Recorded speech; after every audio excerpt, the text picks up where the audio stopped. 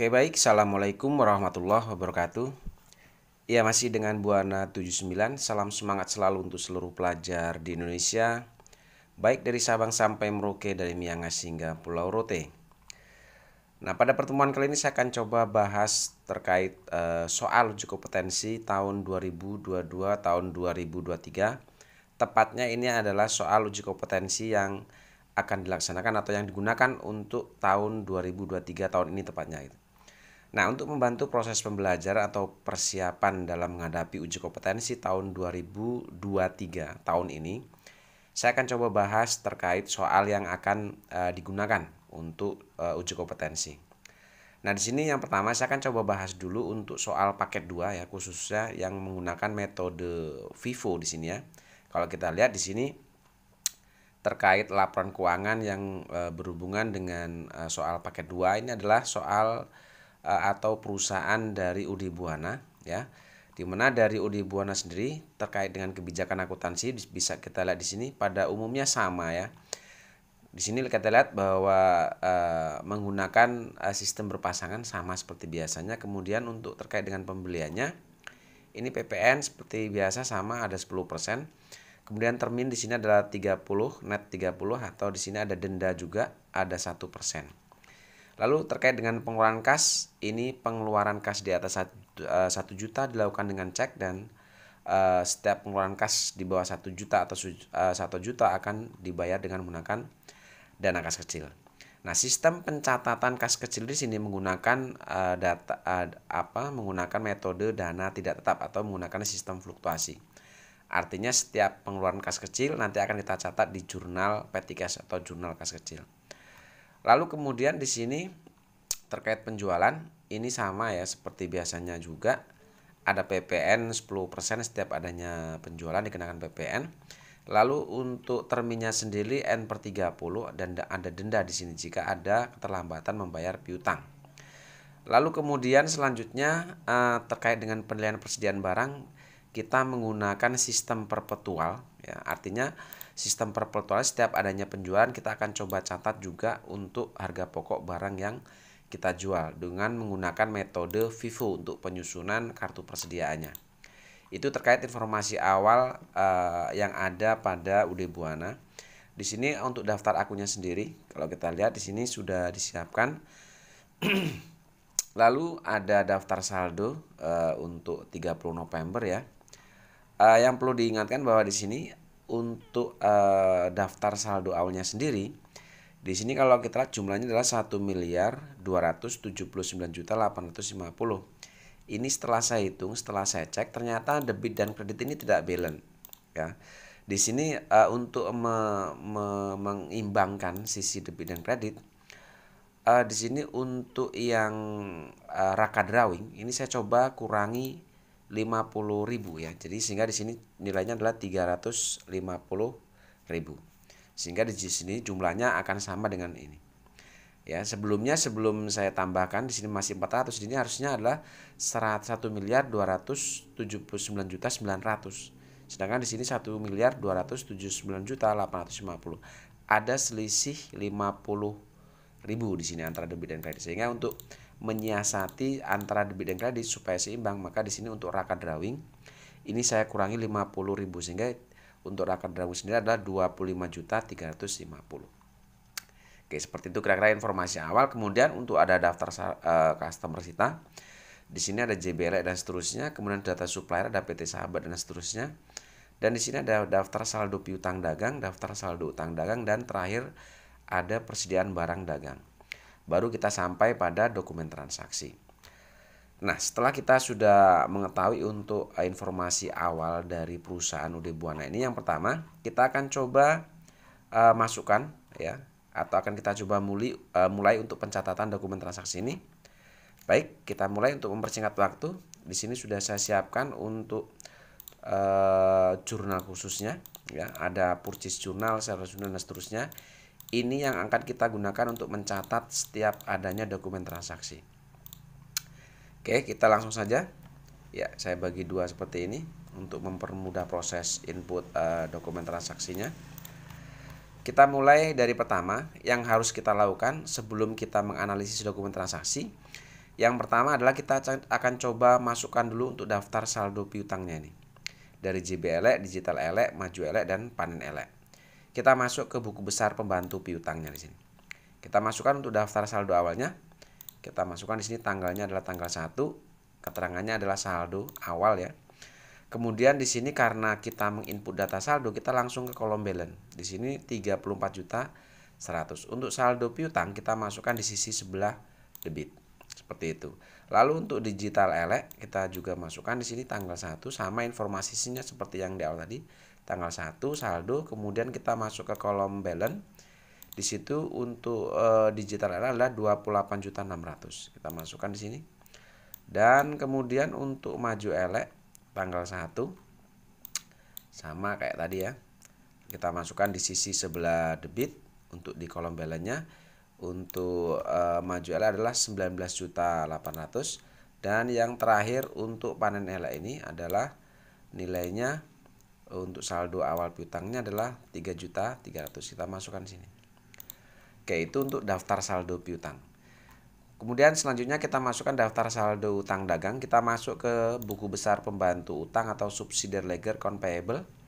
Di sini yang pertama untuk PT Sahabat, untuk saldo awalnya sendiri ini adalah 23 juta. Kita letakkan di sisi kredit untuk saldo awal hutangnya. Oke, 23.100. Ini adalah catatan hutang kita yang ada kepada supplier ya. Kemudian untuk firma makmur adalah 17.600. Kita masukkan di sini sisi kredit. Dan yang terakhir masukkan untuk PT Margonda, utang kita kepada PT Margonda. Oke, saldo awal nilainya di sini adalah 28.600. Kita letakkan di sisi sebelah kredit. Oke, itu untuk daftar saldo piutang dan daftar saldo utang. Sekarang kita masuk ke daftar saldo persediaan. Kita masuk ke kartu persediaan, inventory card di sini.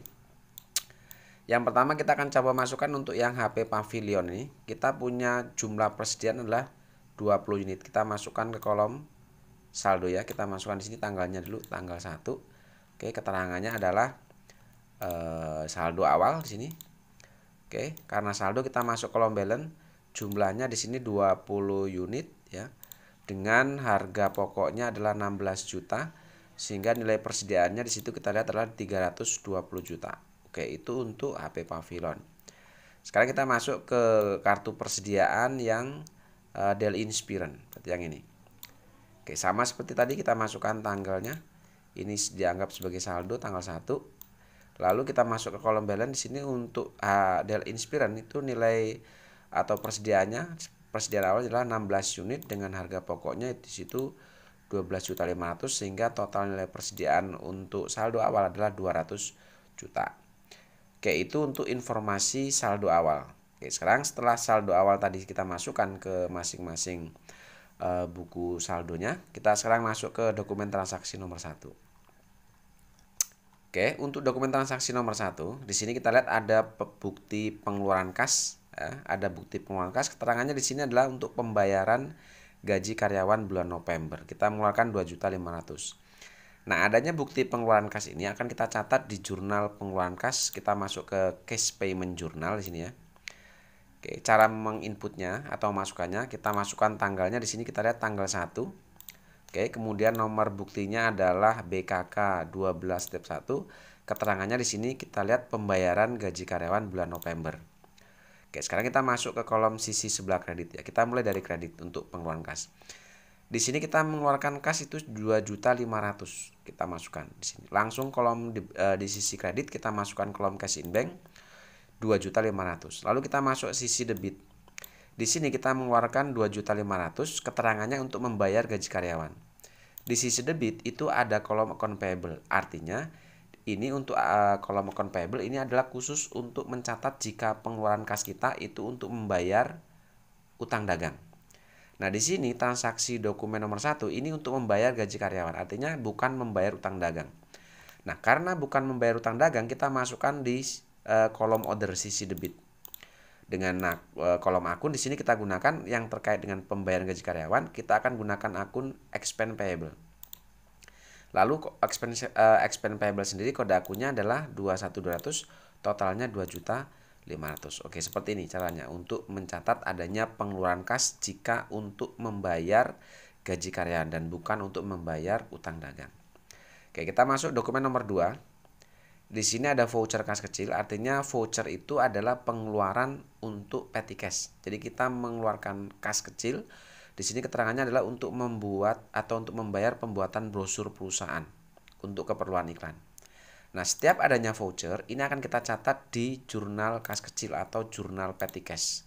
Ingat-ingat bahwa setiap adanya voucher, ini selalu akan kita catat di jurnal petty cash. Caranya adalah kita masukkan dulu tanggalnya, di situ kita lihat tanggal 2, nomornya adalah V12-1, keterangannya adalah kita membuat brosur ya, untuk pembuatan brosur. Oke, kemudian di sini kita mengeluarkan petty cash adalah 675. Ingat, setiap adanya pengeluaran kas kita mulai dari sisi sebelah kredit. Petty cash kita mengeluarkan 675.000. Oke, di sini untuk membayar pembuatan brosur. Nah, untuk pembuatan brosur sendiri, nama akun yang digunakan untuk yang berhubungan dengan pembuatan brosur ini akan kita gunakan akun advertising expense. Advertising expense adalah kode akunnya di sini adalah 6.000. Totalnya adalah sama dengan yang dikeluarkan oleh petty cash, yaitu 675.000. Oke, selesai dokumen nomor 2. Sekarang kita masuk dokumen nomor 3. Oke, di sini ada bukti penerimaan kas. Di sini keterangannya adalah pelunasan faktur. Oke, yang perlu saya tekankan di sini adalah jika ada bukti penerimaan kas, kemudian keterangannya pelunasan faktur, itu artinya ada penerimaan kas dari pelunasan piutang. Nah, adanya bukti penerimaan kas dari pelunasan piutang ini akan kita catat yang pertama di jurnal penerimaan kas, dan yang kedua akan kita catat di jurnal di buku besar pembantu piutang. Oke, seperti itu. Jika ada bukti penerimaan kas, sekali lagi akan kita catat di jurnal penerimaan kas. Yang kedua kita catat di buku besar pembantu piutang. Oke, kita mulai saja di sini, langsung kita masuk ke case receipt journal untuk mencatat adanya penerimaan kas ini. Kita masukkan tanggalnya tanggal 3. Ya, kemudian nomornya di sini BKM 12.1, keterangannya adalah kita terima dari JBL. Oke, karena penerimaan kita akan isi dari sisi sebelah debit di sini. Kita lihat di sini bahwa kita menerima 34.100. Jadi berapapun yang kita terima itu langsung saja kita masukkan di sisi sebelah debit kolom cash in bank. Seperti itu. Lalu kita masuk ke kolom kredit. Kita dapat di sini keterangannya adalah dari pelunasan faktur. Nah, karena pelunasan faktur berarti itu kita terima dari pelunasan piutang. Nah, jika pelunasan piutang maka kita akan mencatat di kolom account receivable ini. Nah, untuk mengetahui berapa nilai piutang atas nama JBL ini, untuk memastikan berapa nilai piutangnya, karena keterangannya adalah pelunasan faktur tanggal 25 November, maka untuk mengetahui berapa nilai piutangnya, kita lihat di daftar saldo piutang di sini. Oke, daftar saldo piutang kita lihat di sini atas nama JBL, jumlah piutangnya atau nilai piutang adalah 34.100. Nah, nilai piutang ini kita masukkan di kolom account receivable ini. Oke, kita kembali lagi ke soal. Tadi dokumen nomor 3. Oke, di sini. Oke. Setelah kita masukkan nilai piutangnya, baru kita cocokkan dengan jumlah yang kita terima. Ternyata setelah kita cek di sini nilainya sama. Oke, jika sama berarti pencatatan telah selesai. Oke, seperti itu ya. Oke, sekarang kita lanjut yang kedua. Selain kita catat di jurnal penerimaan kas, ini akan kita catat di buku besar pembantu piutang atau subsidiary ledger account receivable. Oke, kita cari untuk buku besar atas nama JBL, berarti yang ini. Oke, kita masukkan tanggalnya tanggal 3 ya. Keterangannya adalah di sini karena kita akan coba posting yang kita terima ini, kita menerima piutang itu 34.100. Tanggal 3 ini kita menerima pelunasan piutang nilainya 34.100. Dan saat adanya pelunasan, account receivable ada di sisi sebelah kredit, sehingga nilai yang kita terima ini atau adanya pelunasan piutang sebesar 34.100, nilai ini akan kita posting ke buku besar pembantu piutang ini, sehingga di kolom description-nya ini kita masukkan cash receipt journal. Artinya kita akan posting nilai yang kita terima ini dari pelunasan piutang sebesar 34.100 dari jurnal penerimaan kas ini akan kita posting ke buku besar pembantu piutang. Sehingga di sini deskripsinya itu adalah cash receipt journal. Oke, untuk refnya sendiri kita masukkan inisial dari jurnal penerimaan kas ini. Lalu nilai yang tadi kita terima atau adanya pelunasan piutang yang kita terima, tadi account receivable dicatat di sisi sebelah kredit, sehingga nilai ini kita akan posting di sini. Kita masukkan di sisi sebelah kredit, berarti di sini. Ya, di sini. Oke, setelah kita ambil atau kita posting dari jurnal penerimaan kas tadi ke buku besar pembantu piutang ini, kita akan coba akumulasi dengan nilai saldonya. Akan kita perhitungkan dengan nilai saldo sebelumnya. Oke, sebelumnya ada saldo piutang 34.100.000. Tanggal 3 ada pelunasan 34.100.000. Sehingga per tanggal 3 piutang atas nama JBL ini sudah selesai atau nol, atau sudah tidak ada piutang lagi.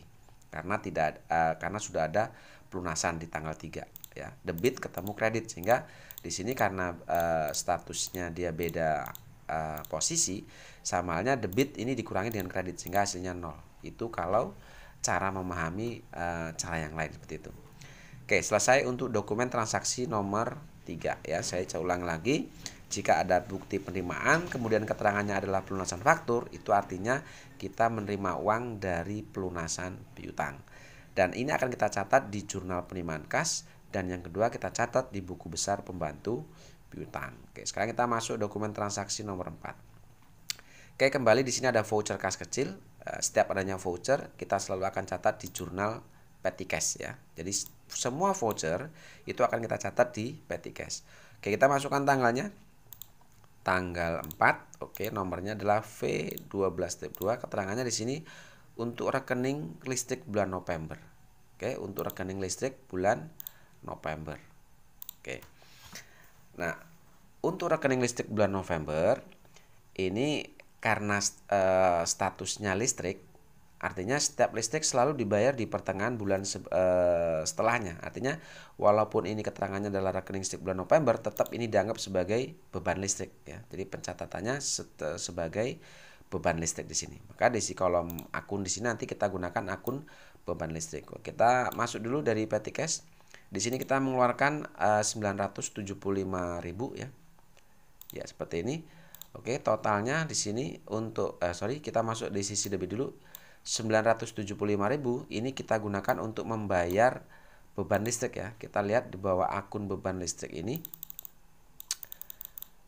Ini kita gunakan telepon and electricity expense ya. Kita akan coba pindah ke sini. Ya, di sini ya. Telepon and electricity expense. Kita panjangkan kolomnya mungkin. Ya, seperti ini. Oke, dengan kode akun di sini adalah untuk telepon and electricity expense, kode akunnya adalah 61100 ya. Kita masukkan sini. Ya, totalnya adalah sama dengan yang kita keluarkan, yaitu 975.000. Oke, itu untuk petty cash-nya. Sekarang kita lanjut lagi dokumennya. Tadi dokumen nomor 4 ya. Oke. Ya, ini. Lanjut ke dokumen nomor 5 di sini. Oke, ada faktur di sini ya. Ada faktur. Oke, keterangannya di sini untuk faktur sendiri, lihat apakah ini faktur pembelian atau penjualan. Kita lihat kopnya. Di sini kopnya ada UD Buana. Artinya ini bisa kita simpulkan bahwa ini adalah transaksi penjualan secara kredit. Oke, adanya transaksi penjualan secara kredit ini akan kita catat yang pertama di jurnal penjualan. Kemudian akan kita catat di buku besar pembantu piutang. Yang ketiga akan kita catat di kartu persediaan. Dan yang terakhir adanya transaksi penjualan kredit akan kita catat di jurnal umum untuk mencatat adanya harga pokok barang yang dijual ini. Oke, kita langsung masuk ke sales journal di sini untuk mencatat adanya penjualan ini. Oke, kita masukkan tanggalnya. Ada tanggal 6. Nomor invoice-nya adalah F12-1. Keterangannya di sini kita jual kepada Digital Ele. Oke, adanya penjualan kredit akan kita masukkan dari sisi sebelah kredit. Oke, di sini untuk sales of merchandise-nya ini akan kita masukkan nilai penjualannya. Di sini kita menjual 9 unit dan 7 unit untuk 9 HP Pavilion dan 7 untuk Dell Inspiron. Masing-masing harga jualnya adalah 18 juta dan 14 juta. Sehingga total nilai penjualan adalah 260 juta. Ini kita masukkan di sini. 260 juta. Lalu untuk kolom fade out-nya atau PPE-nya, ini kita ambil dari kolom PPN. Ini kalau kita lihat ada 26 juta ya. Kita masukkan. Dan ada frag enggak ini? Oh, di sini frag out-nya ternyata tidak ada beban angkut, ya kosong. Nah, kemudian nilai penjualan plus PPN ini otomatis akan menjadi nilai piutangnya. Ya, untuk piutang sendiri kalau kita lihat di sini adalah 285 juta. Kita masukkan di kolom account receivable. Atau bisa juga account receivable itu adalah akumulasi dari sales of merchandise ditambah fade out ini. Oke, itu untuk mencatat nilai penjualan. Sekarang kita masuk ke buku besar pembantu piutang. Perhatikan, kita akan posting jumlah piutang yang muncul di sini ke dalam buku besar pembantu piutang. Lihat di sini bahwa account receivable ada di sisi sebelah debit. Ini adalah penjualan kepada Digital Elect. Berarti di buku besar pembantu piutang atau subsidiary ledger account receivable ini kita masuk di Digital Elect buku besarnya. Oke, berarti yang ini ya. Oke, kita masukkan tanggal 6 di sini. Lalu kemudian keterangannya adalah kita akan posting dari sales journal, berarti yang ini tadi yang barusan kita masukkan. Kita akan posting nilai piutang yang muncul di sini dari sales journal ke buku besar pembantu piutang ini. Oke, di sini ref-nya adalah SC atau sales journal. Di sales journal tadi piutang muncul di sisi sebelah debit 286 juta. Maka di sini di buku besar pembantu piutang ini pun kita posting di sisi sebelah debit di sini.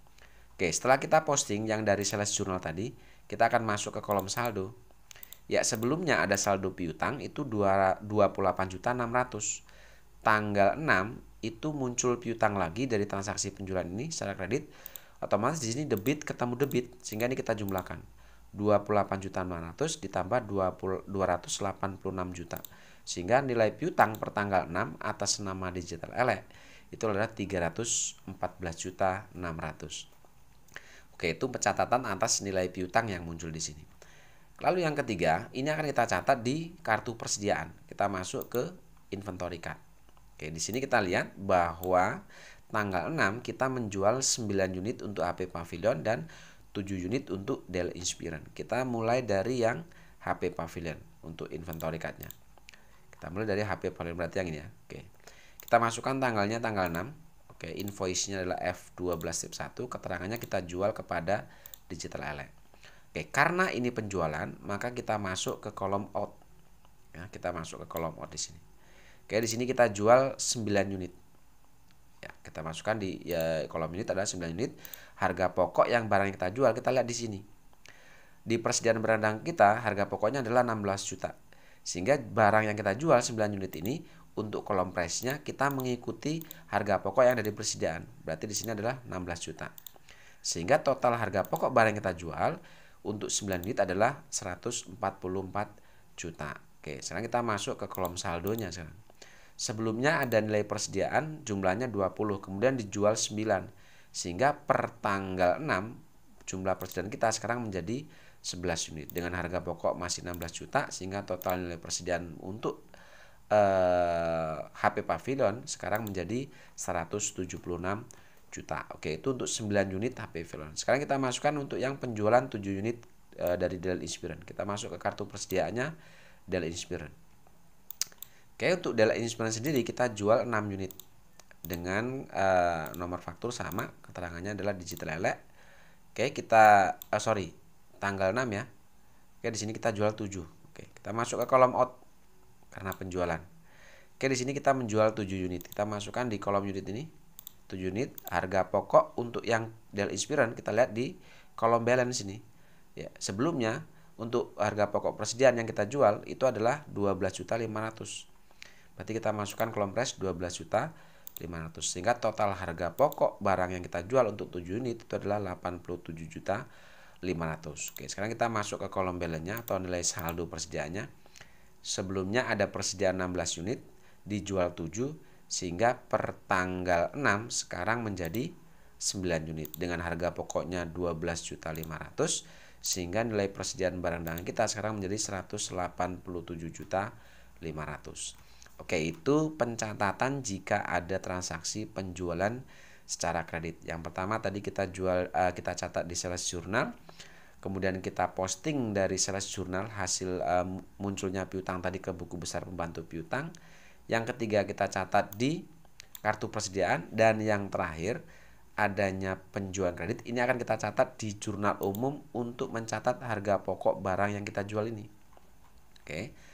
Nah, untuk mencatat harga pokok barang yang kita jual, yang pertama adalah kita masukkan dulu tanggalnya.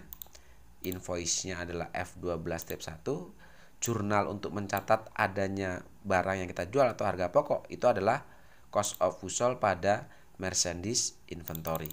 Dengan kode akun masing-masing, untuk akunnya adalah 51100 dan 1500. Oke, untuk jumlahnya sendiri kita ambil dari kartu persediaan tadi. Oke.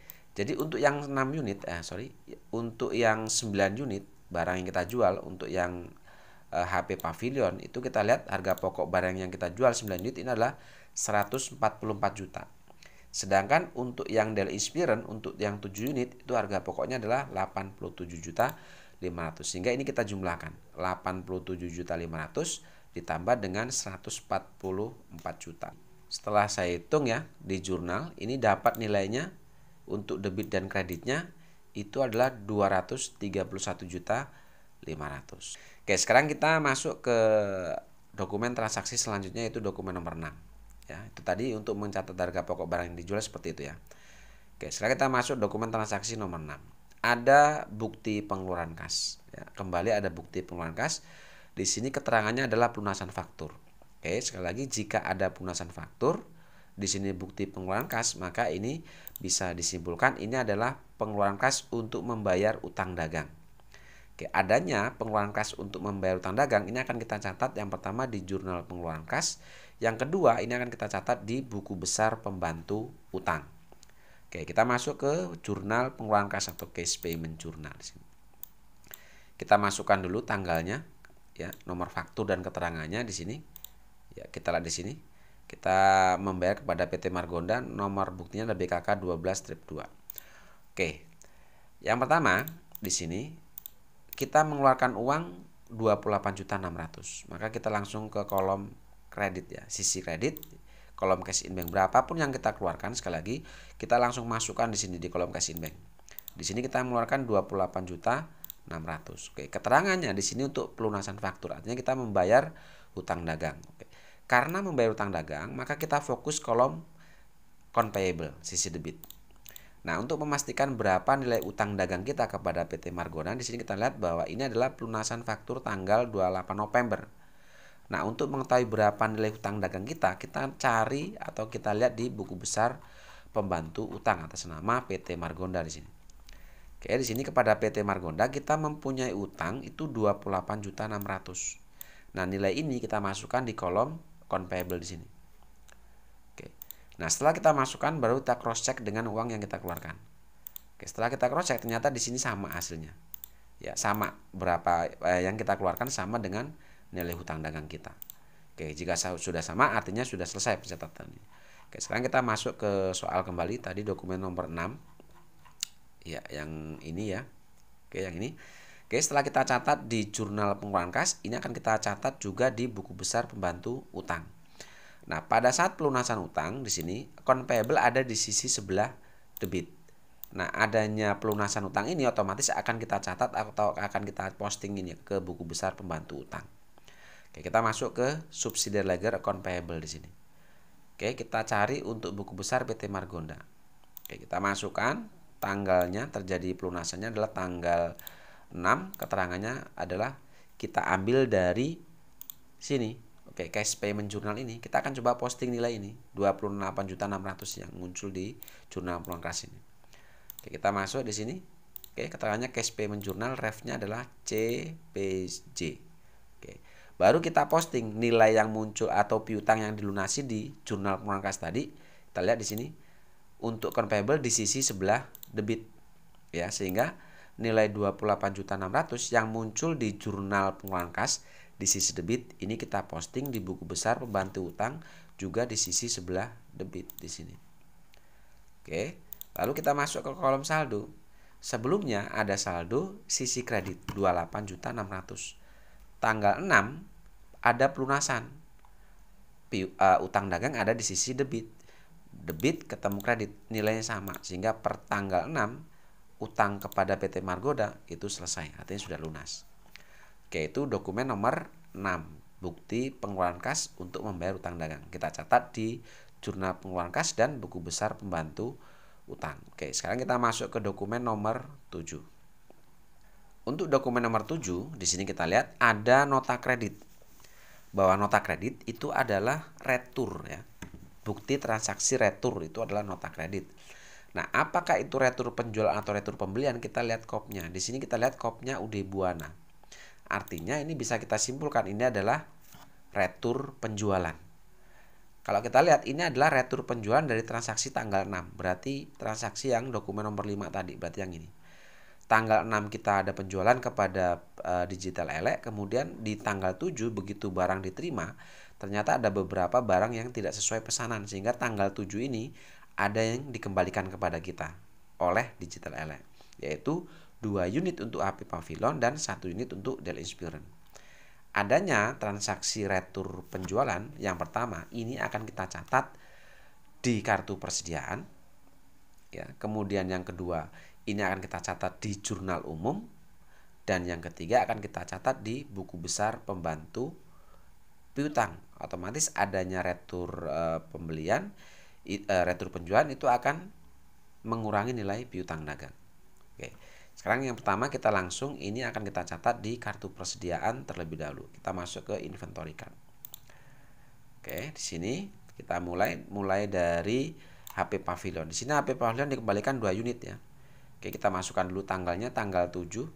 Oke, sesuaikan di sini nomornya adalah F12 atau NK12. Itu keterangannya adalah sales retur dari Digital Ele. Oke, karena ini adalah retur penjualan, maka tetap kita masuk di kolom out untuk mencatat adanya retur ini. Di sini ada 2 unit. Pencatatan atau cara pencatatan retur itu kita gunakan tanda min. Jika ada retur 2 unit, maka kita di kolom out menuliskan dengan cara min 2. Artinya ada pengurangan atas penjualan 9 unit ini. Oke, barang yang dikembalikan itu harga pokoknya adalah 16 juta ya. Dengan total retur itu adalah 32 juta. Itu total harga pokok barang yang di retur itu adalah 32 juta. Oke, sekarang kita masuk ke kolom balance. Sebelumnya ada saldo 11 unit. Lalu ada pengembalian barang yang kita jual 2 unit, sehingga ada penambahan di sini. Persediaan kita sekarang menjadi 13 unit. Harga pokoknya masih tetap 16 juta. Nilai persediaan barang dagang kita sekarang bertambah menjadi 208 juta. Oke, sekarang kita masuk ke Dell Inspiron. Kita catat untuk yang 1 unit ini. Kita masukkan untuk tanggal dan keterangannya, samakan dengan yang di atas. Kita masuk kolom out ya. Di sini ada 1 unit.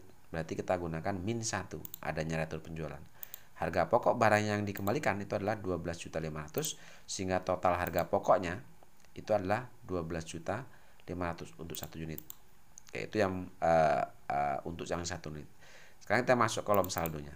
Sebelumnya ada 9 unit, ada pengembalian barang 1 unit, sehingga total persediaan kita sekarang menjadi 10 unit. Dengan harga pokoknya 12.500.000, sehingga totalnya untuk persediaan kita sekarang menjadi 125 juta. Oke, itu pencatatan di kartu persediaan. Yang kedua, kita akan catat ini di jurnal umum untuk mencatat harga pokok barang yang dikembalikan ini, atau mencatat adanya nilai retur ini. Oke, kita masuk ke jurnal umum.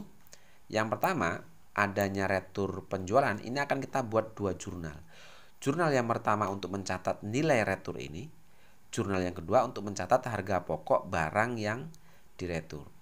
Oke, sekarang kita masukkan dulu untuk tanggalnya, tanggal dan nomornya. Ya, tanggal 7 untuk nomor buktinya adalah NK12-1. Yang pertama, jurnal untuk mencatat adanya nilai retur ini, jurnalnya adalah sales retur PPN outcome pada account receivable. Oke, untuk sales returnya sendiri, oke, kita masukkan dulu untuk kode akunnya, sesuaikan dengan kode akun yang ada di daftar akun ya. Oke, untuk sales returnya kita ambil dari nilai returnya nih, total retur penjualannya, yaitu yang kolom total ini 50 juta. Kita masukkan di sini. Nah, untuk PPN outcome-nya kita ambil dari sini. Ada 5 juta. Sehingga total nilai retur akan mengurangi piutang dagang kita. Makanya account receivable ada di sisi sebelah kredit. Nilainya jumlahnya adalah 55 juta, yaitu didapat dari jumlah nilai retur plus PPN-nya. Atau jumlah barang yang diretur plus PPN-nya. Oke, seperti itu. Lalu jurnal yang kedua itu adalah jurnal untuk mencatat harga pokok barang yang diretur ini. Nah, untuk mencatat harga pokok barang yang diretur, jurnalnya adalah merchandise inventory pada cost of goods sold. Kode akun masing-masing sesuaikan. Untuk nilainya sendiri, untuk harga pokok barang yang diretur ini, kita lihat di kartu persediaan. Oke, di kartu persediaan tadi untuk HP Pavilion, ya, HP Pavilion dan Experience, harga pokok untuk yang 2 unit itu adalah 32 juta. Dan untuk yang 1 unit itu adalah 12.500.000. Sehingga ini kita jumlahkan. Oke, setelah kita jumlahkan, ketemu hasil untuk dua jenis barang itu adalah nilainya 44.500.000 untuk harga pokok yang 2 unit dan 1 unit. Ini kita ambil dari kartu persediaan tadi. Yang sini ya. Jadi untuk yang 2 unit ini 32 juta dengan yang 1 unit yaitu 12.500.000 ya, harga pokok masing-masing itu. Oke, itu untuk jurnal mencatat nilai retur dan harga pokok barang yang diretur. Kemudian adanya retur penjualan ini otomatis akan mengurangi nilai piutang dagang seperti yang tergambar pada jurnal yang pertama nih. Account receivable ada di sisi sebelah kredit. Nah, nilai retur ini atau adanya pengurangan piutang dagang ini atas nama Digital Lele ini akan kita posting di buku besar pembantu piutang atas nama Digital Lele di sini. Oke, berarti yang ini ya. Ya, yang ini. Oke, kita masukkan tanggalnya tanggal 7. Oke, keterangannya adalah kita akan coba ambil dari general jurnal tadi atau jurnal umum tadi, muncul piutang ini ya, munculnya piutang ini akan kita posting di buku besar pembantu piutang di sini. Oke, di sini untuk ref-nya sendiri GJ. Oke, di jurnal umum tadi untuk piutang itu ada di sisi sebelah kredit. Kenapa di kredit? Karena ada pengurangan piutang dengan adanya retur ini. Oke, makanya di sini untuk nilai yang muncul di jurnal umum yaitu ada di sisi sebelah kredit tadi 55 juta ya. Maka di buku besar pembantu piutang itu pun kita masukkan di sisi sebelah kredit 55 juta. Oke, baru kita masuk ke kolom balance-nya. Sebelumnya ada piutang atas nama Digital Lele ini adalah 314.600.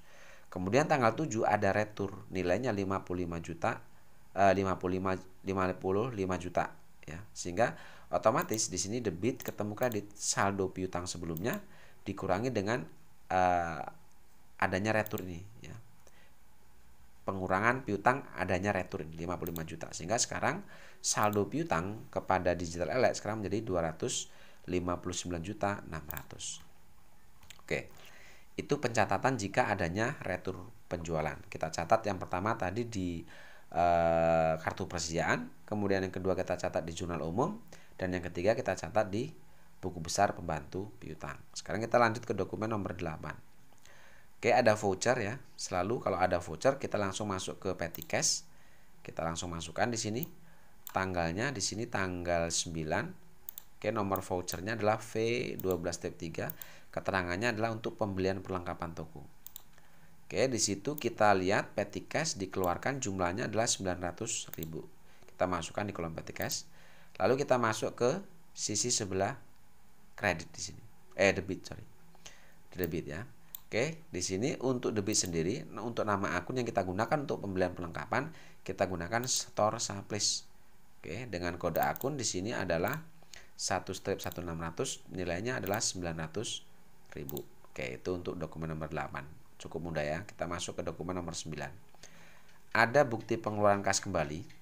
Di sini ada pelunasan faktur. Artinya jika ada pengeluaran kas untuk pelunasan faktur berarti statusnya kita membayar utang dagang. Dan setiap adanya pengeluaran kas untuk membayar utang dagang ini akan kita catat di 2 jurnal atau 2 catatan. Yang pertama kita catat di jurnal pengeluaran kas, yang kedua kita catat di buku besar pembantu utang adanya pengurangan utang ini. Kita langsung masuk ke cash payment journal di sini. Yang pertama kita masukkan tanggalnya dulu, tanggal 9. Oke, kemudian nomornya di situ adalah BKK 12 step 3. Keterangannya kita bayar utang kepada PT Sahabat. Oke, di sini kita mengeluarkan uang, kita langsung masuk kolom kredit ya. Di sini kita mengeluarkan uang 23.100.000. Berapapun yang kita keluarkan selalu saya katakan langsung catat di cash in bank. Oke, jumlah yang kita keluarkan 23.100.000 ini untuk pelunasan faktur, artinya ini membayar utang dagang. Berarti kita fokus ke kolom account payable ini. Kita fokus ke kolom account payable di sini. Itu yang ini. Oke. Untuk mengetahui berapa nilai utang dagang kita kepada PT Sahabat, kita lihat bahwa ini adalah pelunasan faktur tanggal 23 November. Artinya ini terjadi di bulan sebelumnya. Nah, untuk mengetahui berapa nilai utang dagang kita catat atau kita cari di daftar saldo utang atas nama PT Sahabat. Berarti yang ini. Oke, di sini kita lihat utang dagang kita kepada PT Sahabat itu adalah 23.100.000. Nah, nilai utang dagang kita ini kita masukkan di kolom account payable di sini. Nah, setelah kita masukkan nilai utang dagang kita cross check. Kita sesuaikan apakah jumlah utang dagang sudah sesuai dengan yang kita keluarkan. Oke, sekarang ternyata begitu dilihat ini telah sesuai atau sama nilainya. Artinya jika sama, maka pencatatan ini sudah selesai. Oke, itu yang pertama. Kita kembali ke soal tadi, dokumen nomor 9 ya. Dokumen nomor 9. Oke, berarti yang ini ya. Oke, di sini. Oke, selain kita catat ini di jurnal pengeluaran kas, ini juga kita akan catat di buku besar pembantu utang, subsidiary ledger account payable.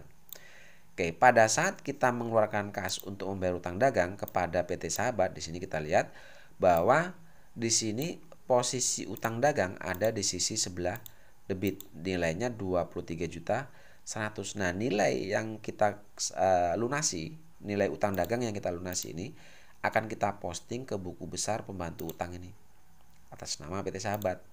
Oke, kita masukkan tanggalnya, keterangannya adalah karena kita mau mengambil atau memindahkan dari nilai yang kita keluarkan ini ya, jumlah utang yang kita lunasi dari jurnal pengeluaran kas, maka di sini untuk deskripsinya kita kasih keterangan adalah cash payment journal. Oke, dengan refnya CPJ. Oke, di cash payment journal tadi utang dagang yang kita lunasi itu adalah 23.100.000 ada di sisi sebelah debit. Berarti nilai ini kita posting atau kita masukkan di sini di sisi sebelah debit. Oke. Lalu kita masuk kolom saldo. Sebelumnya ada saldo utang 23.100.000. Tanggal 9 ada pelunasan utang yaitu sama 23.100.000. Kredit ketemu debit. Ya, sehingga di sini per tanggal 9 kita sudah tidak punya utang lagi kepada PT Sahabat Jaya.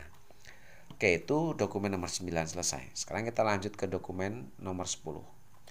Oke, di sini ada faktur kopnya perusahaan PT Margonda. Berarti ini bisa kita simpulkan ini adalah transaksi pembelian secara kredit. Jika kopnya perusahaan kita penjualan kredit.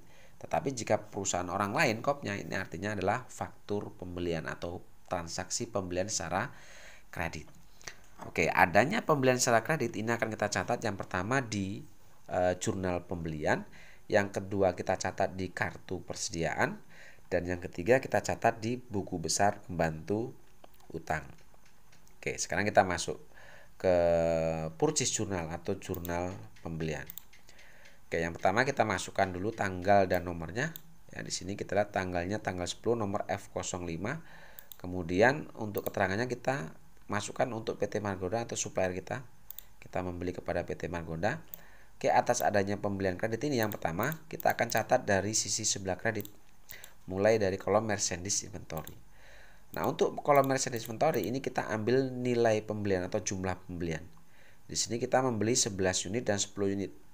Ya, masing-masing dengan harga pembelian 16 juta dan 12.500.000. Total harga masing-masing itu adalah total pembelian itu 176 juta dan 125 juta, sehingga di sini jumlah total 2 unit ini nilai pembeliannya adalah 301 juta. Nah, ini kita masukkan di kolom merchandise inventory ini. Ya, kolom merchandise di sini ya. Ya. Lalu untuk VAT ini kita ambil dari kolom PPN. Totalnya adalah 30 juta 100 kita masukkan situ. Sehingga di sini untuk mengetahui berapa nilai hutang dagang itu adalah total nilai pembelian plus PPN. Di sini ketemulah 331.100.000. Ini kita masukkan di kolom account payable. Atau bisa juga kalian jumlahkan kolom merchandise plus VAT ini nih. Maka akan ketemu nilai hutang dagangnya.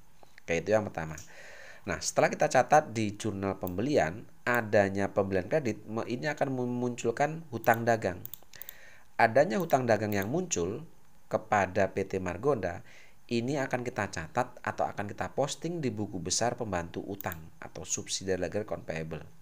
Oke, sekarang kita cari untuk PT Margondanya. Berarti yang ini. Oke, ya kita masukkan tanggal 10. Oke, keterangannya adalah purchase journal. Artinya kita akan coba memposting nilai hutang dagang yang muncul di purchase journal ini. Ya, di purchase journal muncul utang dagang 331.100.000 ini. Kita posting di sini. Oke, untuk refnya sendiri adalah PJ. Ya, di purchase journal tadi, di purchase journal untuk utang dagang ini muncul di sisi sebelah kredit. Berarti di buku besar pembantu utang kita posting, kita masukkan di sisi sebelah kredit. Oke, setelah kita posting di sisi sebelah kredit, sekarang kita masuk ke kolom balance atau saldonya. Sebelumnya tidak ada saldo utang. Karena tidak ada saldo utang, otomatis per tanggal 10 ini akan jadi utang. Atau nilai utang dagang atau nilai transaksi dari transaksi pembelian kredit ini yang memunculkan utang dagang, itu berarti otomatis akan menjadi saldo utang dagang kita. Jadi per tanggal 10 sekarang kita punya utang dagang kepada PT Margonda itu adalah 331.100.000. Seperti itu. Oke. Kemudian setelah kita catat di buku besar pembantu utang, maka adanya pembelian kredit ini pun akan kita catat di kartu persediaan. Kita masuk ke inventory card. Yang pertama, kita lihat di sini ada 11 unit untuk HP Pavilion pembelian. Oke, kita mulai dari HP Pavilion atau inventory card untuk HP Pavilion. Kita masukkan informasi tanggal dan nomornya, ya, sesuaikan dengan dokumen sini. Lalu kemudian keterangannya adalah PT Margonda, artinya kita membeli kepada PT Margonda. Oke, karena transaksi pembelian, maka kita masuk kolom in. Kita fokus di kolom in. Oke, di sini kita membeli untuk yang HP Pavilion itu adalah 11 unit. Kita masukkan. Dengan harga pembelian atau kolom price, jika pembelian maka kita fokus dengan harga pembelian. Tetapi jika penjualan kita fokus dengan harga pokok barang yang ada di persediaan, seperti itu ya. Oke, untuk kolom price kita masukkan nilai pembeliannya atau harga pembelian itu 16 juta ya untuk yang HP Pavilion, sehingga total nilai pembeliannya itu adalah 176 juta. Oke, setelah nilai pembelian atau jumlah pembelian ini kita masukkan, kita masuk kolom saldo. Ya, sebelumnya ada saldo 13 unit barang. Kemudian tanggal 10 ada pembelian 11 unit. Maka per tanggal berapa nih? 10 persediaan kita bertambah menjadi 24 unit dengan pembelian 11 unit ini. Dengan harga pokok yaitu masih 16 juta. Kemudian karena di sini harga pembeliannya sama dengan harga pokok sebelumnya, maka untuk kolom price di balance itu samakan 16 juta. Sehingga total harga pokok barang total harga persediaan atau total nilai persediaan kita per tanggal 10 sekarang menjadi 384 juta. Oke, itu untuk yang HP Pavilion. Sekarang kita masuk ke Dell Inspiron atau kartu persediaan Dell Inspiron. Oke, kita masukkan informasi tanggal dan keterangannya seperti sama di atasnya. Oke, karena pembelian kita masuk ke kolom in. Untuk Dell Inspiron kita membeli 10 unit. Oke, 10 unit, kemudian harga pembelian adalah 12.500.000. Sehingga total nilai pembelian kita itu adalah 125 juta. Oke, setelah pembelian kita masukkan, sekarang kita masuk kolom saldo. Oke, sebelumnya ada saldo 10 unit jumlah untuk Dell Inspiron. Kemudian tanggal 10 ada pembelian 10 unit, sehingga sekarang persediaan kita per tanggal 10 menjadi 20 unit. Dengan harga pokoknya masih sama karena nilai pembelian atau barang yang kita beli sama dengan harga pokok barang kita, maka otomatis untuk kolom price samakan nilainya dengan yang di atasnya. Sehingga total nilai persediaan barang dagang kita sekarang per tanggal 10 untuk Dell Inspiron menjadi 250 juta. Oke, itu untuk dokumen transaksi nomor 10. Oke, saya rasa karena panjangnya durasi, sementara kita sampai pada dokumen transaksi nomor 10 terlebih dahulu. Untuk dokumentasi nomor 11 dan seterusnya kita lanjutkan pada sesi berikutnya ya. Oke, terima kasih. Assalamualaikum warahmatullahi wabarakatuh.